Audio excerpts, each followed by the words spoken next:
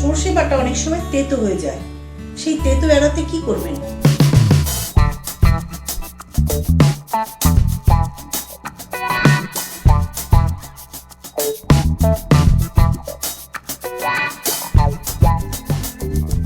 প্রতি সপ্তাহে আমি এমনই আকর্ষণীয় ঘরোয়া রকমারি রেসিপি নিয়ে আসব, তাই নিচের লাল বাটনটি টিপে সাবস্ক্রাইব করুন।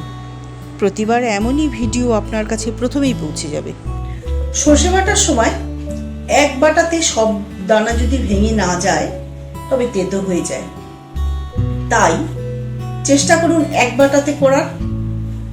আর সর্ষের সঙ্গে নুন কাঁচা লঙ্কা দিয়ে একবারে সর্ষে বাটতে চেষ্টা করুন, এবং একবারে সর্ষে বাটতে আপনি মিক্সিতেও দিতে পারেন। নুন দিয়ে বাটলে সর্ষে তেতো হয় না।